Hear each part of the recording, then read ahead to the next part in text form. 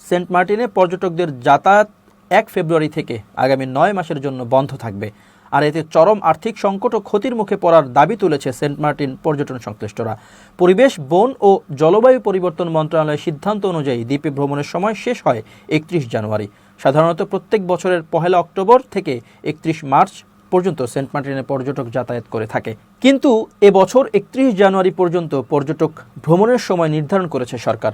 Saint Martin hotel motel resort মালিক সমিতির সভাপতি MA আব্দুর রহিম জিহাদি বলেন, অতীতে দ্বীপে এরকম কোনো সংকট তৈরি হয়নি।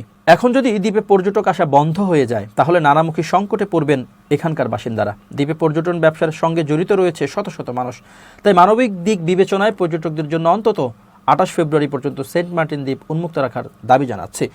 সেন্ট মার্টিন ইউনিয়ন পরিষদের চেয়ারম্যান মুজিবুর রহমান বলেন, সরকারি বিধিনিষেধ অনুযায়ী গত 2 মাস ডিসেম্বর জানুয়ারি দ্বীপে পর্যটক ভ্রমণ এসেছিল, তাও সীমিত পরিসরে। 31 জানুয়ারি ভ্রমণে শেষ সময় ছিল। শনিবার 1 ফেব্রুয়ারি থেকে দ্বীপে কোনো পর্যটক নেই। সব পর্যটক নিজ গন্তব্যে চলে গেছেন। পর্যটকরা জানান, কিছু বিধিনিষেধ আরোপ করে অন্তত আরও কিছুদিন সেন্ট মার্টিন দ্বীপে পর্যটকদের যাতায়াত সচল রাখা যেত। এখন হঠাৎ বন্ধ করে দেওয়ায় অনেকেই সেন্ট মার্টিন ভ্রমণ থেকে বঞ্চিত হয়েছেন। সেন্ট মার্টিনে ফেব্রুয়ারি মাসে সরকারি বিধিনিষেধ প্রত্যাহার করে পর্যটক যাতায়াত উন্মুক্ত করার দাবিতে গত কিছুদিন ধরে মানববন্ধন ও বিক্ষোভ মিছিল করেছে বিভিন্ন ব্যবসায়ী সংগঠন ও সেন্ট মার্টিনের মানুষ। দ্বীপটির বাসিন্দা ও সাধারণ ব্যবসায়ীরা বলেন, চলতি পর্যটন মৌসুমে সরকারি বিধিনিষেধের কারণে পর্যটক যাতায়াত সীমিত থাকায় এমনিতেই দ্বীপবাসী নানা সংকট ও সমস্যায় পড়েছে। এতে আগামী বর্ষা মৌসুমে দ্বীপবাসীর দুর্ভোগ চরম আকার ধারণ করবে। তার উপর দীর্ঘদিনের দাবি উপেক্ষা করে ফেব্রুয়ারি মাস থেকে সরকারি নির্দেশনা বহাল রাখায় দুশ্চিন্তায় রয়েছে দ্বীপবাসী। মানুষের জীবন জীবিকার কথা বিবেচনা করে সরকার যেন অন্তত ফেব্রুয়ারি মাসে জাহাজ চলাচল চালু রেখে পর্যটন যাতায়াতে দ্রুত কার্যকর ব্যবস্থা গ্রহণ করে। টেকনাফ উপজেলা নির্বাহী কর্মকর্তা শেখ এহসান উদ্দিন বলেন, বন ও জলবায়ু পরিবর্তন মন্ত্রণালয়ের সিদ্ধান্ত মতে 31 জানুয়ারি পর্যটন মৌসুমে সেন্ট মার্টিনে পর্যটকদের ভ্রমণের শেষ সময় ছিল।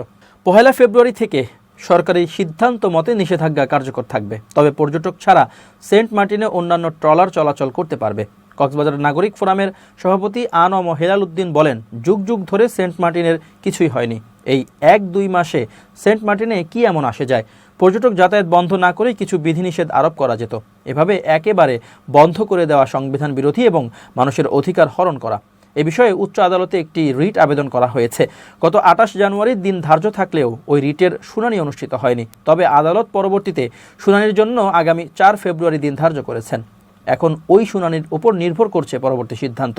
IUCN বাংলাদেশের মুখ্য গবেষক সীমান্ত দীপু সম্প্রতি গণমাধ্যমকে জানান, এখানে ডিক্লারেশন আছে কিন্তু মনিটরিং নেই, এটা সত্য। তবে সব দায়িত্ব সরকারের একারও না। মানুষ কম গেলে প্লাস্টিকের ব্যবহার এমনিতেই কমে যাবে। সরকার যদি তার নজরদারি নাও বাড়ায়, মানুষ না গেলে আস্তে আস্তে প্লাস্টিক কমবে।